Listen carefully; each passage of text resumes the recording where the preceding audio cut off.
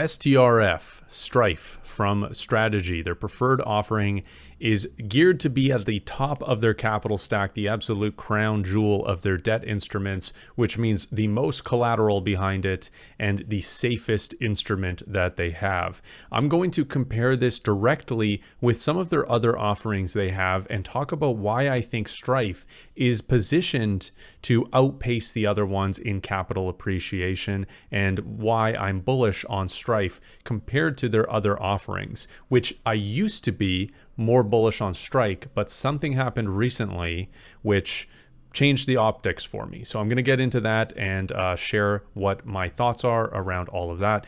My name is Forrest Hodel. I'm a Bitcoin educator. And if you want to book me for a one-on-one session where we can talk about Bitcoin best practices and set up some information for you specifically in your situation, we can do so by booking a session in the link in the description. And this chart here is specifically what I want to talk about. They absolutely love this pyramid chart. They like to maybe lean into what some people think about this company. So right here, you can see in the midterm targets, so in 3 years, they hope to have Strife at the top of the capital stack. Right now, the top of the capital stack is the convertible bonds. If Strife moves up in the capital stack, if they roll those convertible bonds off, that right there is bullish sentiment for Strife because it's moving up to the top of the capital stack. So in the case of a liquidation event, they're going to be the most collateralized instrument. So right here, you can see Bitcoin rating of 10 times collateral of the amount of Strife that is issued. Below that is STRC, below that is STRK. Now, STRK was very recently just below Strife. And this is the optics that changed for me. What I realized here is that STRF is the crown jewel. They've talked about how, and again, you can see here, they want to move this to the top of the capital stack. So nothing else is going to go above it, which is not the case for Strike. In this Q2 earnings, they've talked about opening up the yield curve further. So making a few more products or a few more debt instruments that fit, shorter duration, mid duration, these kind of things. And it is entirely possible that these land somewhere. I mean, they're going to land somewhere in this pyramid of capital stack, but they're going to be below Strife. That's for sure, right? But it's not for sure that they're going to be below STRK. And you can kind of see here the Bitcoin rating of STRK is 6 times, which of course is really high still, but this is just an estimate for 3 years out. This is just guidance. This isn't necessarily absolutely true. So what I saw here that happened was when STRC came out, there was a huge demand for it. A lot of investors were investing in STRF, STRK, and STRD only because something like STRC didn't exist. They wanted the volatility completely stripped out. They wanted the fiat monthly return, and they wanted it to be over collateralized to the degree that it's at. So a lot of investment from these other instruments led into stretch. So we've actually seen a massive downturn in the price of these other instruments. And that's mostly because of capital rotation into what those investors deem as a superior product. Now, part of it is that it's higher up in the capital stack, but I think the other thing is just the structure of it being much more stable and giving out a monthly dividend instead. So it's acting much more like a money market fund. These other ones have a self-repairing mechanism to a degree where if the price of the shares go down too much, the effective yield goes up. And so when you buy in, you lock in a starting yield that is higher, and that's going to bring out and incentivize buyers when the price gets too low. But it isn't built to be specifically like that. That's just a natural market mechanism, whereas STRC is specifically orchestrated and built to always be in that 99 to 101, and it's slowly ramping up to that. It's now at 96, and it's just slowly building and getting to that $99 to $101. So this has pushed STRK down in the capital stack, lowering the value of it. And I believe that Strife this won't happen to Strife. And in fact, you can kind of see here that the convertible bonds are now eliminated off of the capital stack and Strife is moving up. So there's value proposition in just the fact that it's the highest on the capital stack and moving above or eliminating what was above it before. So another thing that I want to mention here is the amount of issuance of these preferreds. So there's ATM shelf offerings on each of them. And I believe that they'll be the most protective of the ATM issuance of Strife. They want to make sure, again, that it's much more over collateralized than the other ones. And so I believe that they will hit the ATM less. And when new shelf offerings come out, they will likely have less shelf offerings on the Strife over time. So right now, there's 2.1 billion shares of ATM available, or that was the initial amount. They've issued some of those. And STRC has 4.2 billion. Of course, that's again going to be more stable, so that ATM doesn't necessarily affect the price as much.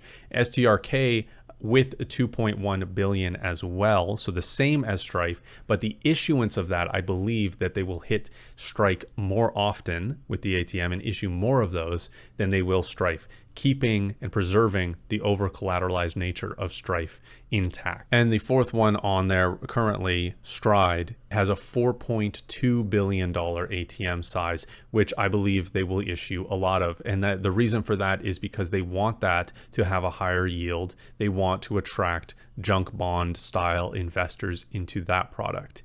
And these ones that are lower on the capital stack compared to Strife, every single dollar that they bring into the balance sheet in the form of Bitcoin collateralizes the instruments above it more so in relation than the instrument itself, because of how the capital structure would unwind in a liquidation event and there being priority to the higher ones on the capital stack. So there's more collateral for the higher instruments on the capital stack, and the highest being STRF. So I want to explain a little bit about what STRF is, just to see who it's for and to explain why I'm further bullish on it. I think all of these instruments are really, really good.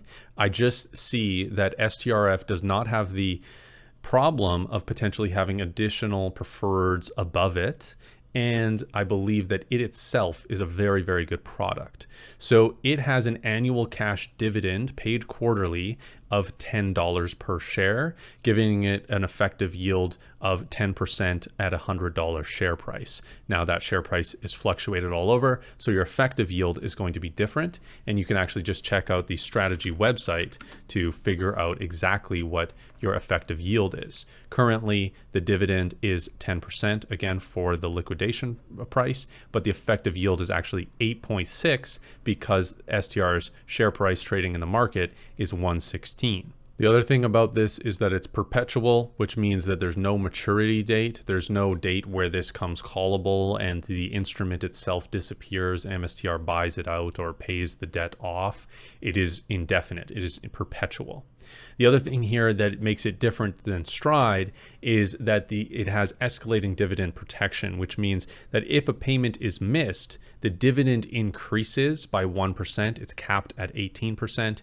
And I believe also it also adds the dividend to the principal liquidation preference. So in case of them not paying because they're in sort of a bad situation, that also increases the value of the liquidation preference as well to some degree. I couldn't find the exact information about that, but I believe that's accurate. So this instrument is definitely for people who want access to income, and this income is qualified dividends from all of my research, which is really, really great in the States. It's a tax advantage type of dividend, and this is an instrument that is very fiat based in that way. Part of the value of it is the fiat income that it spits out, but it is also going to appreciate because of the Bitcoin collateral behind it, as I've mentioned, and the credit worthiness of Strategy as a company, right? This is the crown jewel of this company. So the price of this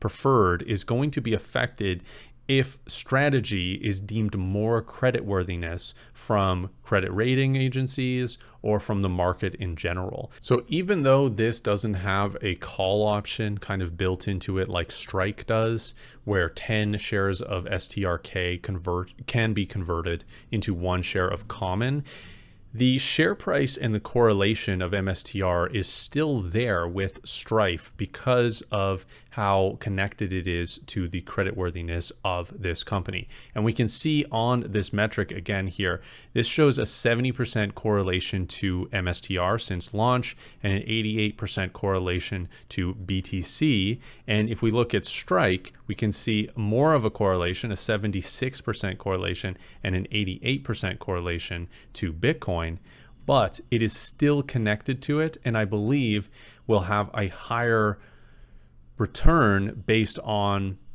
the capital stack placement and the creditworthiness of MSTR into the future here. And we can see actually in its full length of being available, we see a 37% return and a 33% return on Strike. So it has outperformed Strike so far. And I believe that it's possible that it continues to do so while paying a higher effective yield as well. Strike pays a 7.5 and Strife pays an 8.6. Now there is the potential for the value to be sort of seen in this product. If investors come in size and start buying this up and drive the price up, there will be ATM on this. There will be essentially a leveling out of share price for the effective yield and the credit placement within strategy. Of course, it will raise in time as the collateralization becomes higher and higher. And since it's on the capital stack, it's not as dilutive to the collateralization as the other ones. In fact, it increases even more and more. So there's sort of diminishing returns with that to some degree, right? It's not going to matter that much if it's 10 times over collateralized or if it's 20 times over collateralized with the Bitcoin holdings. It's over collateralized at that point. It's incredibly safe. So there will be a point of sort of diminishing returns, I believe, with the share price of this debt instrument. And potentially that is when Strike will make up for that, for having the call option built into and the correlation more so to MSTR's share price and become much more of an outperformer compared to Strife at a certain point. I do think that in this specific instance, that Strife is a more compelling product to me than Strike is, which is exactly the opposite of how I was before STRC was launched. STRC changed that for me because they put that higher in the capital stack, and that was not something that I was expecting, and that lowered the value of STRK unexpectedly, in my opinion. So what do you guys think about these debt instruments? Which one are you the most bullish on? And again, if you want to book me for a one-on-one to talk about any of your Bitcoin needs, you can do so in the link in the description. I recommend checking out Sats Arcade. There's a link for that as well. That's a website me and Josh from WorkSafe Bitcoin created, where you can earn Bitcoin by playing games, and it's really, really fun. And I would recommend checking out all the other links as well. There's one for Bitcoin Well, which is my favorite exchange to buy Bitcoin on. You get bonus rewards for signing up using my link.